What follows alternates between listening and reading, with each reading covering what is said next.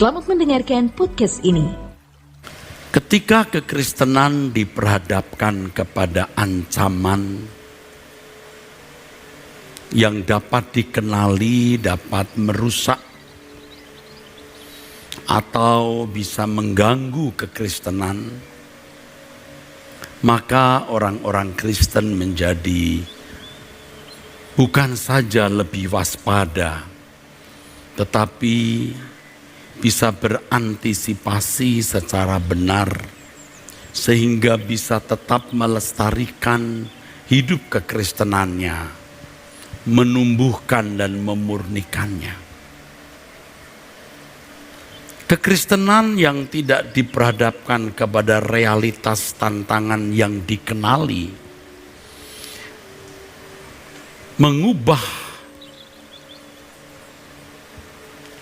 membuat kekristenan menjadi palsu. Jadi kekristenan yang tidak diperhadapkan dengan realitas tantangan yang dikenali itu bisa justru menjerumuskan kekristenan ke dalam kehidupan yang wajar sebagai anak-anak dunia, sehingga orang-orang percaya tidak memposisikan diri sebagai orang Kristen yang benar, tidak memposisikan diri sebagai pengikut Yesus, tidak memposisikan diri sebagai anak-anak Allah yang benar. Selanjutnya pasti tidak ada usaha untuk menolong orang lain yang masih ada dalam kekuasaan dosa untuk dikembalikan ke rancangan semula Allah. Sebab orang-orang Kristen yang tidak diperhadapkan kepada realitas yang dikenali sebagai mengancam hidup kekristenannya, itu cenderung menjadi lengah. Kalau kita memperhatikan hidup Tuhan kita Yesus Kristus, Yesus dibenturkan dengan realitas yang mengancam visi yang diembannya dari Bapa.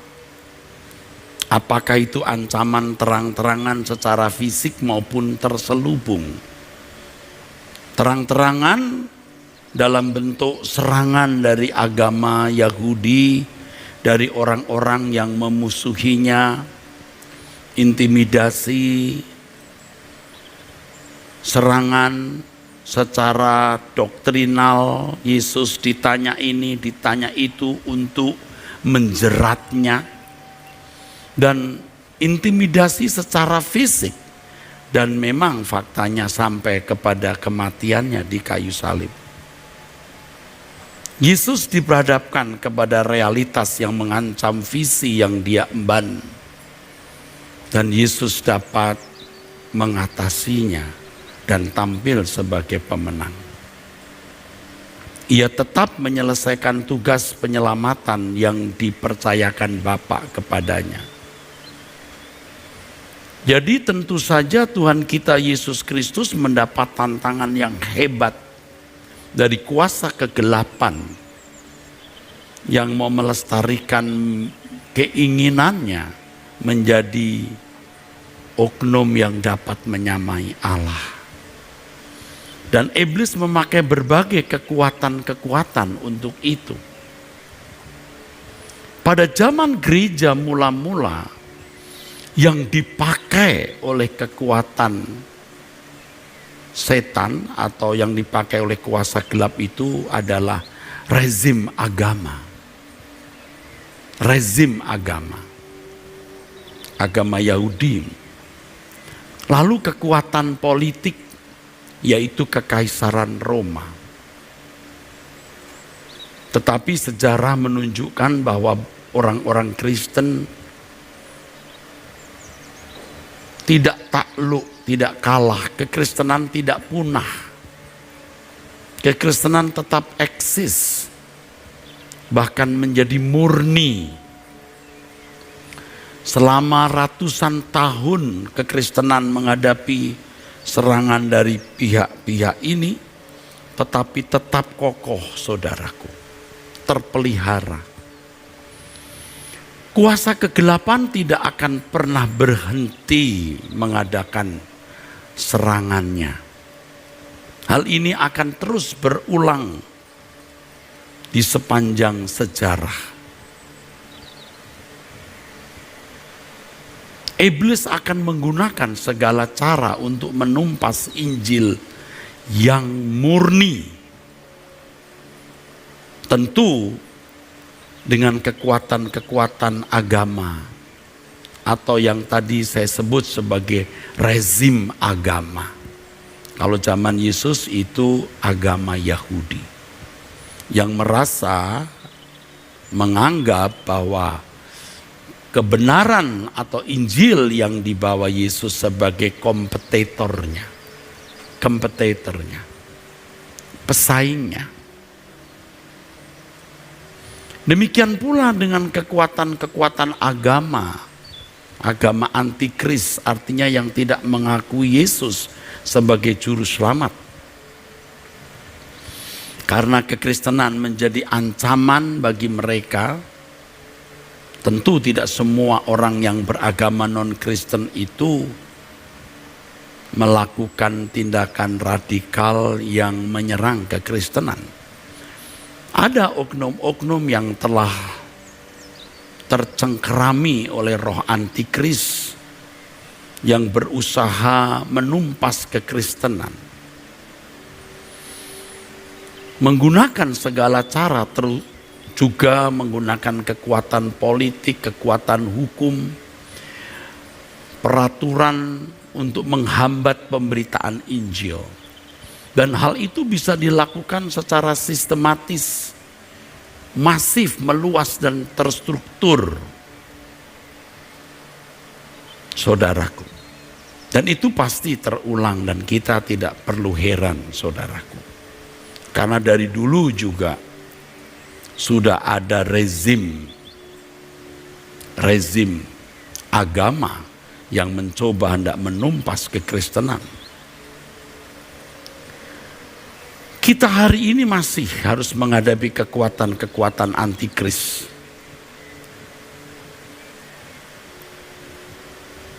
Tetapi gereja tidak menghadapi kekuatan politik yang terang-terangan mau menghancurkan kekristenan seperti kekaisaran Roma. Tetapi kekuatan antikris, orang-orang yang tidak menerima Yesus sebagai juru selamat dengan memakai sarana politik, ekonomi, sosial untuk itu. Ya. Jadi kekuatan antikris melalui orang-orang tertentu memakai kekuatan politik, sosial, ekonomi dan segala sarana untuk membungkam, untuk memberangus Injil, menekan dan mempersempit gerak Injil serta penyebarannya. Dan tentu yang diingini adalah memunahkan. Tetapi saudaraku, hal itu di luar kemampuan kita. Itu di luar pagar kita. Nah, sekarang yang kita hadapi lebih berat, arogansi orang-orang Kristen tertentu dengan doktrinnya, kemakmuran duniawi atau keindahan dunia, dan penghormatan manusia, kebanggaan terhadap lembaga atau nama sebuah komunitas. Inilah yang orang Kristen harus hadapi, yang sering tidak dikenali sebagai ancaman yang terus terang hendak menekan, mengintimidasi kekristenan. Arogansi kelompok orang Kristen yang mensakralkan doktrin, kelompok orang Kristen yang terjebak dalam percintaan dunia, yang kemudian mengemas teologi kemakmuran, dan yang ketiga, saudaraku, kebanggaan terhadap lembaga, terhadap diri, atau bisa dikatakan keangkuhan yang terselubung. Dari hal ini muncul aliran-aliran yang paling tidak dapat kita lihat dalam 3 besar di lingkungan non-Katolik. Ya, jadi saya tidak termasukkan Katolik dalam hal ini. Saya ulangi saudara, gereja mula-mula saudara bisa mengenali ancaman langsung yang bisa membahayakan bagi iman Kristen dan mereka bersikap waspada. Mereka mengantisipasinya dan sejarah mencatat mereka tampil sebagai pemenang. Dari rezim agama Yahudi, dari kekuatan politik, kekuatan politis, yaitu Kekaisaran Roma yang memandang bahwa orang-orang Kristen yang memanggil Yesus sebagai kurios itu ancaman bagi mereka. Maka orang-orang Roma berusaha untuk memunahkan kekristenan. Seperti Kaisar Nero berkata, suatu hari kekristenan akan punah. Dan mereka mencoba menghambat, menganiaya, mempersekusi orang-orang Kristen.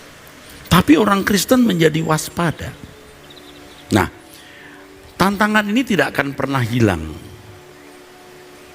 Kalau hari ini kita tidak terang-terangan menghadapi negara atau kekuatan politik yang menekan orang Kristen. Ingat, tidak terang-terangan. Karena dunia sudah menjadi beradab, menghargai hak-hak asasi, ya saudara. Tetapi kekuatan antikris ini tetap eksis dan bisa menunggangi negara, menunggangi kekuatan politik atau menggunakan kekuatan politik, sosial, ekonomi, budaya dan lain sebagainya untuk menghambat kekristenan dan memunahkannya. Tetapi itu di luar ruangan kita. Kita tidak bisa mengharu-birukan mereka. Ya. Nah, yang lebih menyakitkan atau bisa membahayakan itu di lingkungan Kristen ini, saudara. Ya. Tadi saya katakan yang dominan itu yang pertama kemakmuran. Ini dominan menghancurkan gereja. Tetapi sebelum ini yang dominan sejak awal, sejak kekristenan menjadi agama negara, selama ribuan tahun gereja dibawa kepada yang disebut abad kegelapan gereja.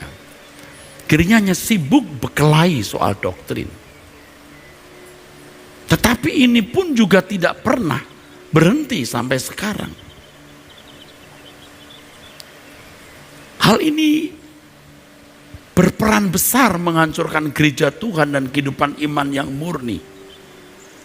Yaitu menggantikan percaya kepada pribadi Allah dengan mempercayai suatu pengajaran atau doktrin mengenai Allah.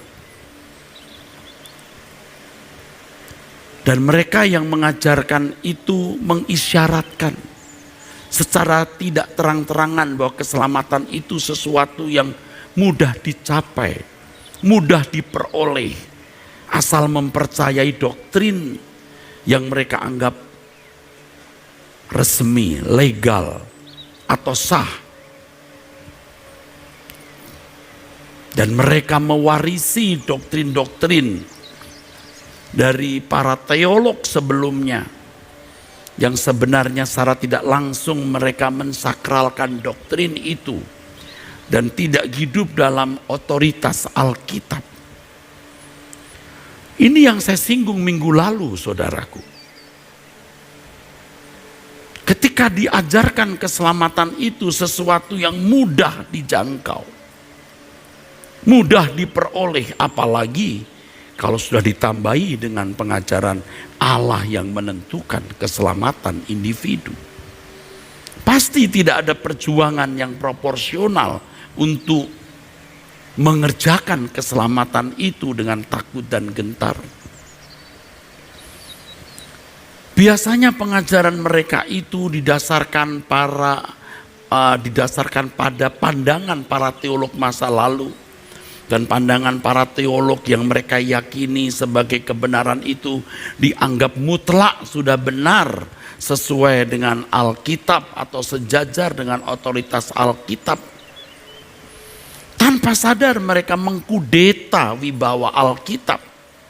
Dan sejarah membuktikan bagaimana Eropa tergilas oleh semangat duniawi, sekularisme, semangat materialisme duniawi, materi, menganggap materi itu nilai tertinggi, tergilas oleh humanisme, menghargai nilai-nilai kemanusiaan tapi mengeliminir, memisahkan Allah, sehingga gereja-gereja bangkrut. Sejarah membuktikan pengajaran-pengajaran mereka kelihatan begitu teologis, begitu logis, tapi tidak mencegah orang-orang menjadi biadab seperti pada zaman Perang Dunia Kedua. Bagaimana seorang Hitler bisa mengubah masyarakat Jerman menjadi seperti binatang.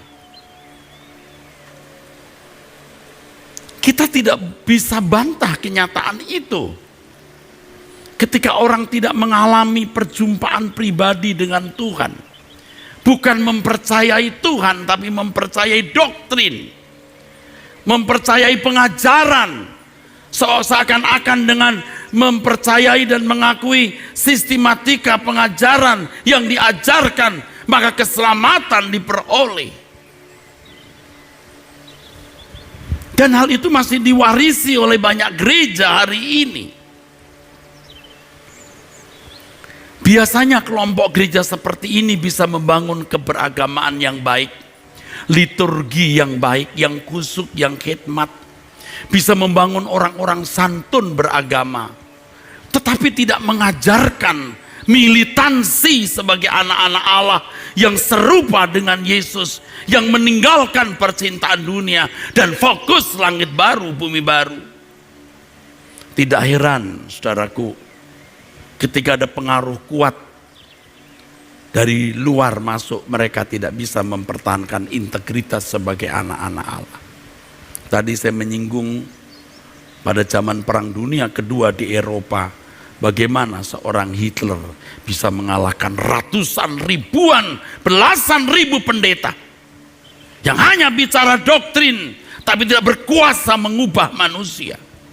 Seandainya kebenaran disampaikan pada zaman itu, Hitler tidak akan pernah muncul. Tidak pernah ada nama Hitler. Hitler sendiri orang Kristen, juga sekolah minggu. Dari keluarga pendeta, dari lingkungan pendeta, lingkungan orang-orang Kristen.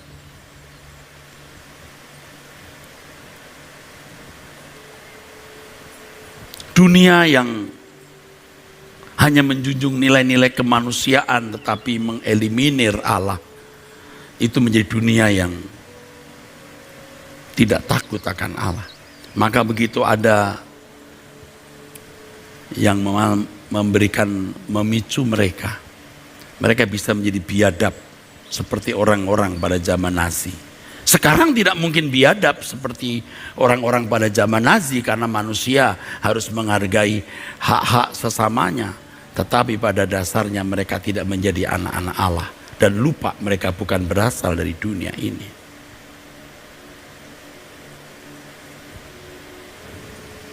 Mereka tidak mempersiapkan orang Kristen menjadi perawan suci di hadapan Tuhan.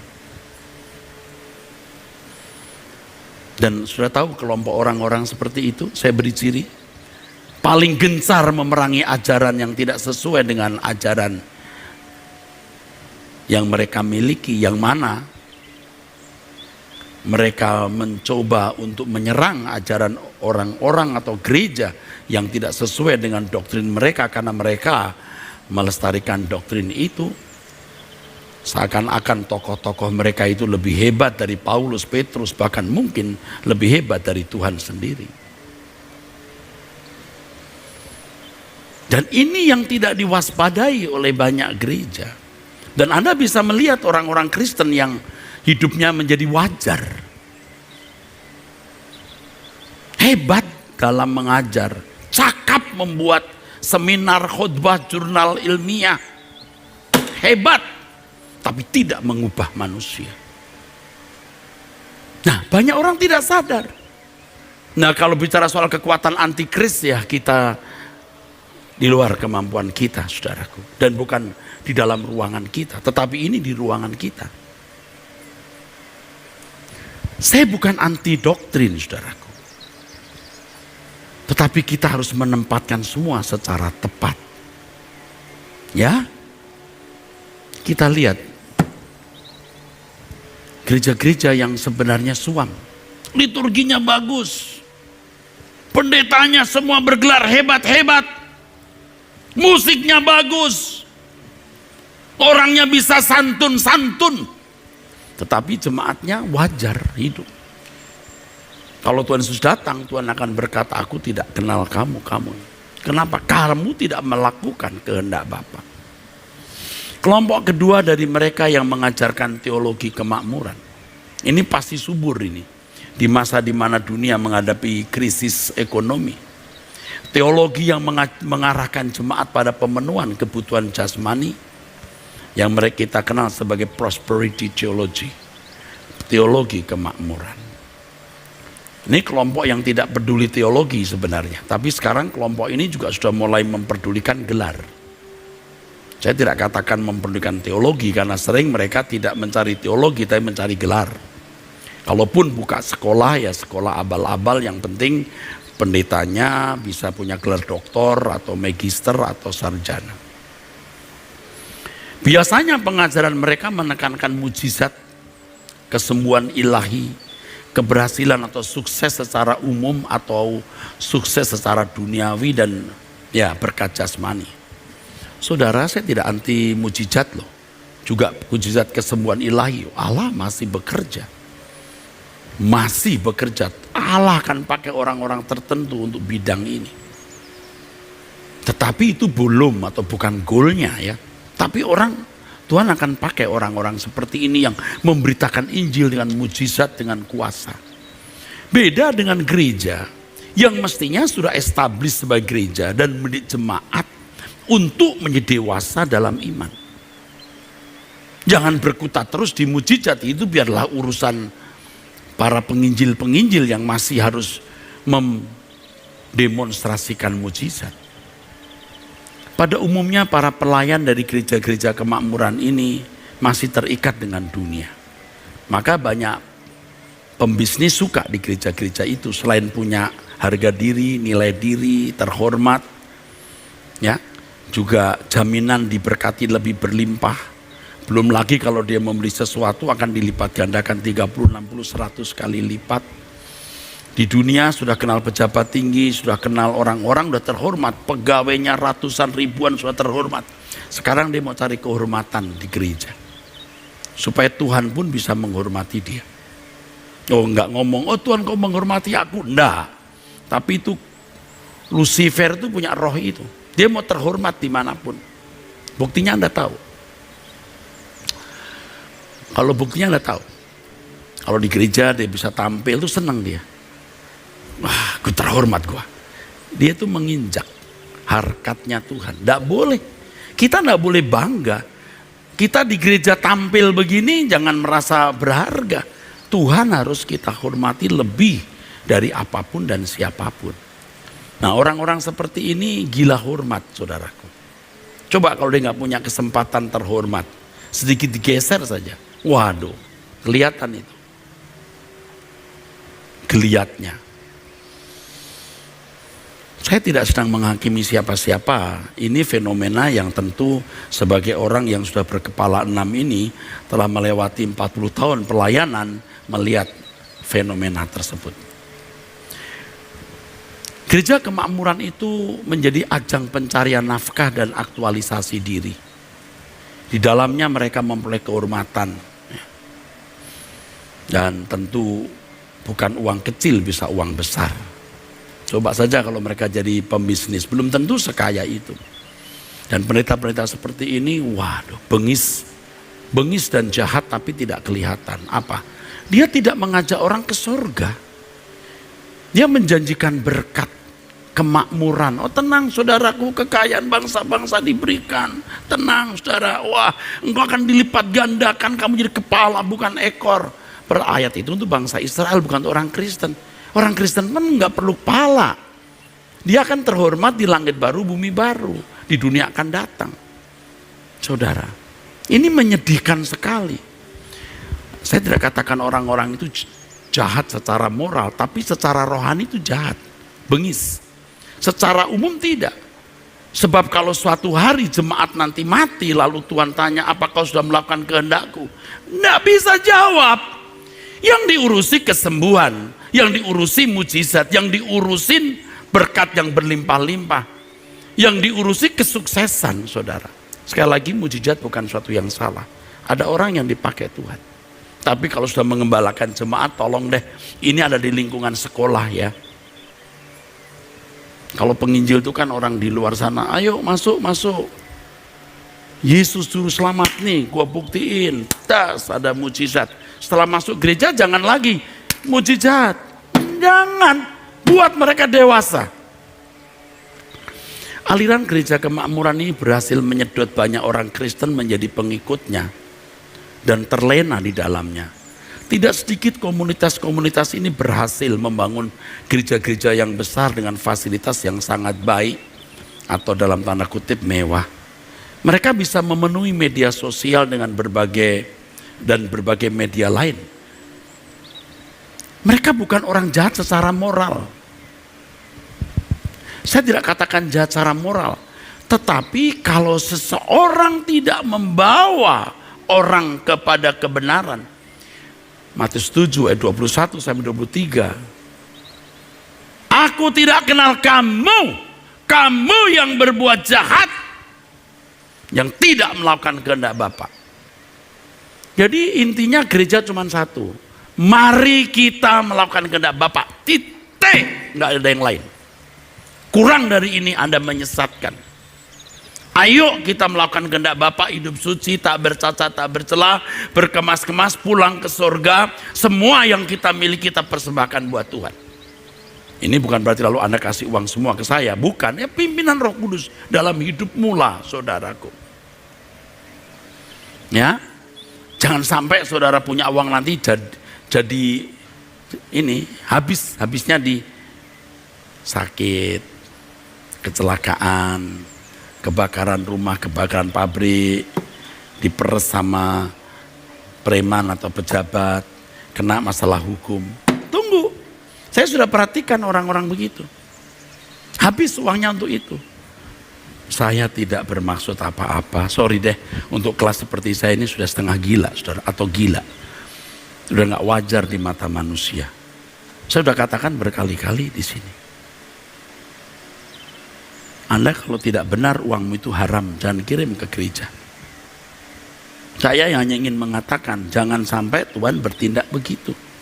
Nanti anak satu kena leukemia, yang satu begini, yang usaha mengalami masalah hukum, dan lain-lain. Saya tidak katakan kalau saudara hidup benar, suci, terus gak punya masalah. Bukan. Tapi jangan sampai uangmu itu nanti bocor untuk hal yang sia-sia.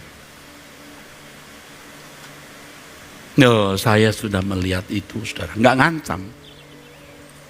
Lebih celaka lagi kalau sampai Anda tidak mengalami apa-apa. Semua lancar, semua baik. Jebret, Anda mati. Anda gak bisa balik. Anda tidak menemukan Bapak itu, nggak menemukan siapa-siapa, itu mengerikan. Mengerikan. Jadi sekali lagi kelompok ini bukan orang-orang jahat secara umum. Mereka bisa menampilkan diri sebagai mengasihi Tuhan, memuji menyembah Allah, bahasa roh. Tapi mereka terbelenggu oleh percintaan dunia dan tidak fokus langit baru bumi baru. Mendengar kalimat langit baru bumi baru bingung. Aneh. Oh, mereka bukan orang jahat yang mengajarkan perbuatan-perbuatan amoral. Mereka menjanjikan berkat dan pemeliharaan Allah. Tapi mereka tidak mengajarkan untuk hidup dengan prinsip hidup yang dikenakan Yesus. Saya ngomong tak ada tendensi apa-apa, Bapak Ibu, saudara-saudara. Ada terima silahkan, nggak terima monggo, nggak masalah. Tapi inilah yang Tuhan taruh dalam hidup saya dan saya bertanggung jawab di hadapan Tuhan atas apa yang saya khotbahkan ini. Yang saya tahu ini pasti membuat orang jadi marah atau memusuhi saya. Nggak masalah, udah terlanjur basah saya, saudaraku. Di mana-mana juga orang sudah sering bilang saya sesat. Oke deh, ayo kita buktikan nanti di pengadilan Tuhan. Pakai nurani yang bersih. Yang ketiga, dari kelompok orang yang mengajarkan ajaran yang menekankan alam roh. Ini adalah komunitas Kristen yang mengarahkan jemaat berpikir secara mistis. Memang akan kelihatan rohani, dan saya mengerti orang-orang seperti ini akan lebih jauh dari perbuatan-perbuatan amoral. Karena secara psikologi orang-orang yang ada dalam lingkungan pengajaran secara mistis itu akan lebih menjadi saleh. Mereka sering menekankan hal-hal yang adikodrati alam roh dan kesaksian-kesaksian yang biasanya tidak logis atau subjektif. Sehingga jemaat diselewengkan, disimpangkan pada hal-hal yang hanya spektakuler, berbau alam roh dan mujizat. Dan mereka merasa mereka di pihak Tuhan dan menjadi orang-orang istimewa Tuhan. Mereka bisa banyak memiliki kegiatan seakan-akan membantu penginjilan, pelayanan. Dan mereka merasa memiliki landasan Alkitab, tapi mereka tidak belajar Alkitab dengan benar. Pada umumnya mereka tidak belajar teologi dengan benar. Saya tidak mengatakan teologi segala-galanya, jangan seperti kelompok satu tadi, mensakralkan doktrin. Paling pertama itu arogansi agama, yang kedua kemakmuran, yang ketiga ini sebenarnya kesombongan rohani yang terselubung. Tanpa disadari mereka hidup dalam kewajaran anak dunia juga. Tetapi bedanya mereka ini memiliki kegiatan di alam roh ini, hal-hal yang spektakuler ya. Pengalaman dengan Roh Kudus, kegiatan-kegiatan pelayanan yang bisa besar. Ya. Tetapi tidak sedikit kesaksian-kesaksian mereka nyerempet kepada hal-hal yang menyangkut pemenuhan kebutuhan jasmani ya. Seperti bisa tahu harga nilai dolar mau naik katanya ya. Tuhan sudah bicara nilai dolar mau naik. Gak usah kamu, ekonom juga bisa tahu. Waduh, saya kalau beri contoh nanti bisa mengenali orang-orang itu dan saya akan melukai. Lebih baik saya bicara secara umum. Pemimpin-pemimpin mereka pun secara tidak langsung akan dikultuskan. Sebab pada umumnya pemimpinnya akan lebih banyak mendengar suara Tuhan, berpenglihatan, dapat mimpi atau pesan-pesan Tuhan. Ya, kalau beda, kalau saya tidak begitu. Bukan lebih baik, tapi saya mengatakan kita terus ke Alkitab. Kita menggunakan logika. Tetapi kita juga tidak meniadakan pengalaman-pengalaman pribadi. Makanya saya menganjurkan saudara untuk tiap hari minimal 30 menit duduk diam di kaki Tuhan. Dan tidak jarang juga saya memberi kesaksian bagaimana Tuhan berbicara kepada saya. Tetapi itu pun tidak banyak. Biasanya orang-orang ini kurang menggunakan logika untuk memahami Alkitab. Kecerdasan memahami Alkitab digantikan dengan pewahyuan yang sangat bersifat subjektif. Bahkan ketika nubuatan mereka meleset pun ajaib loh. Pengikutnya masih saja percaya. Aduh, ajaib. Memang Allah adalah Allah yang spektakuler, adikodrati dan bersifat roh. Oke. Tetapi Allah tidak meniadakan logika dalam berinteraksi dengan manusia. Orang-orang yang tidak menggunakan logika secara sehat, orang-orang yang tidak akan menemukan Allah secara benar. Karena firman Tuhan mengatakan, kasihlah Tuhan Allahmu dengan segenap akal budi. Orang-orang ini sesat dalam mistisis. Dan secara, kalau mau jujur, mereka belum bisa lepas dari percintaan dunia. Belum.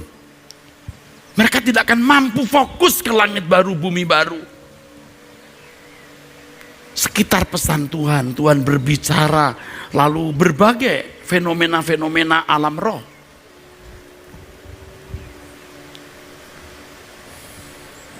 Tidak perlu saya beri contoh. Roh Kudus menolong saudara untuk bisa mengenali kelompok ini. Kenapa saya harus mengatakan ini kepada saudara? Ini penyakit, ini virus, ini wabah untuk kehidupan rohani. Kita harus menggunakan logika secara maksimal, tentu dalam pimpinan Roh Kudus. Dan untuk hidup dalam pimpinan Roh Kudus, kita harus benar-benar bertekad hidup suci. Walaupun kita belum bisa suci sempurna dalam waktu singkat, tapi tekad untuk hidup tidak bercacat, tidak bercela. Yang kedua, harus rela meninggalkan percintaan dunia. Saya sudah melihat orang-orang yang ikut saya 3 tahun, 4 tahun, 5 tahun, 6 tahun, 7 tahun, 10 tahun. Ketika mereka tidak berani meninggalkan percintaan dunia, stuck di situ. Nanti mulai macam-macam deh, aneh-aneh. Dan satu hal yang saya temukan biasanya mencurigai saya. Loh, kok kamu bisa begitu? Alam ini kan ada sirkuitnya. Mestinya dengan hikmat dan marifat Roh Kudus yang kau miliki, kau lihat orang jebret, kamu bisa membaca. Ini mistik juga, tapi ini fakta. Ya? Orang cerita kepada kita, Pak saya punya paman namanya Anu. Kita diam saja tuh kadang-kadang bisa nangkep. Oh pamannya itu sebenarnya begini, nggak seperti yang dia ceritakan. Itu sebenarnya bukan hal yang aneh, itu biasa, saudara. Tapi tidak banyak orang yang sampai pada tingkat itu. Jadi kalau saudara orang benar, Anda putih, lalu orang mengatakan salah, berarti dia nggak putih, pasti hitam dia. Kenapa sih orang sampai tidak bisa punya kepekaan itu? Karena mencintai dunia. Pokoknya kalau masih ada sesuatu yang bisa kita nikmati dalam hidup ini, kita tidak bisa terbang, kita terikat. Benar saudaraku, benar. Saya juga meriksa diri saya sendiri.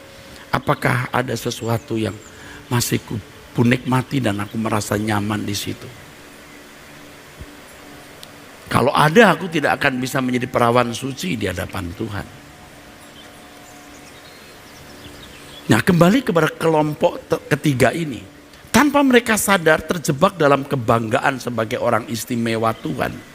Dengan kesaksian-kesaksian subjektif yang mereka maknai sebagai perbuatan Tuhan. Dan ajaib mereka membuat diksi-diksi yang menunjukkan keintiman mereka dengan Tuhan dan menunjukkan bahwa mereka orang istimewa Tuhan. Saya juga kagum kadang-kadang. Mereka itu menemukan kata-kata itu yang atau diksi. Diksi itu artinya pilihan kata yang tepat dan selaras dalam penggunaannya untuk mengungkapkan suatu gagasan. Sehingga diperoleh efek tertentu seperti yang diharapkan. Kalau istilahnya apa, sebaiknya enggak usah ya. Misalnya contoh sederhana ini, Jenderal Tuhan misalnya. Itu diksi ya, tahu ya? Jenderal Tuhan, orang istimewa Tuhan. Misalnya, saya juga setuju ada orang-orang yang terkemuka di hadapan Tuhan. Tapi diksi itu bisa digunakan mesti secara tepat ya. Ini diksi ya. Apa lagi ya? Hah? Banyak diksi-diksi yang ditemukan itu.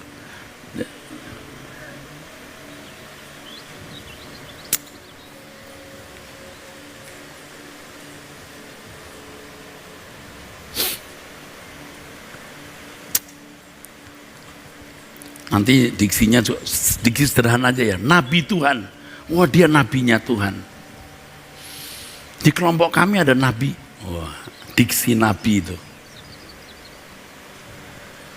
Tanpa sadar itu bisa kesombongan.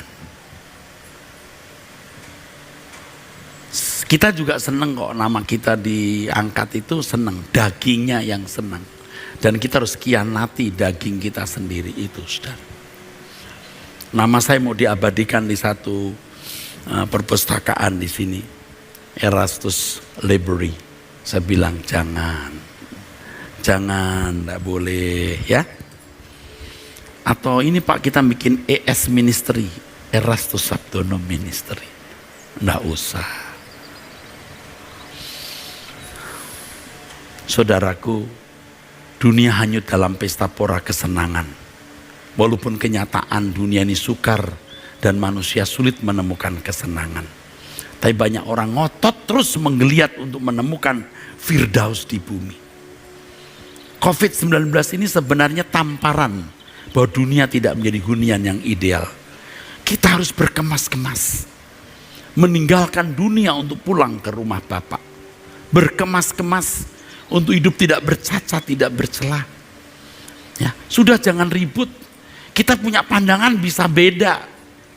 Tapi tolong jangan mempertajam perbedaan itu.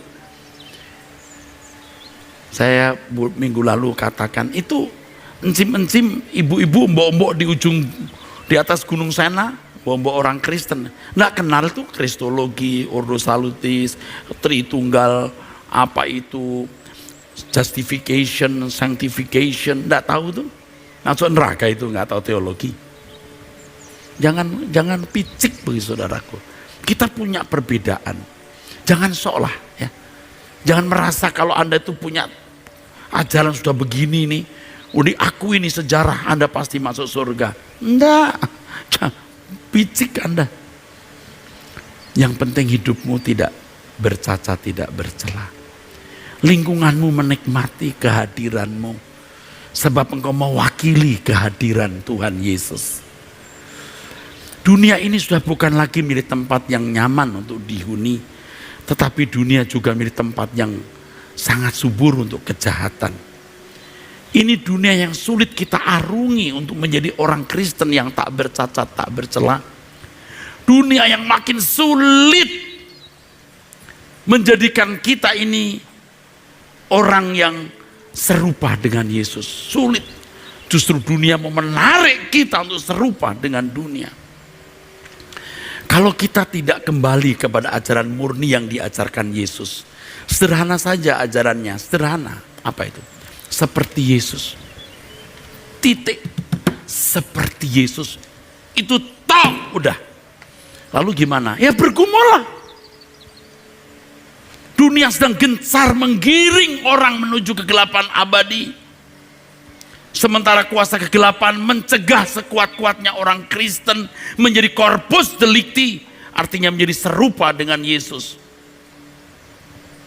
Seperti yang dikatakan dalam kitab Wahyu pasal 20. Iblis seperti dilepaskan dari rantainya. Mengepung perkemahan orang suci. Saudaraku, pengajaran yang tidak sesuai Injil murni mengaburkan kebenaran, menumpulkan pikiran, sehingga seseorang tidak menangkap kehadiran Tuhan di dunia kita hari ini yang mau melatih kita menjadi seperti Yesus. Tidak ada kebanggaan dan nilai selain menjadi seperti Yesus. Bapak Ibu, maaf kalau ada kata-kata saya yang keras, yang kasar, yang kurang patut.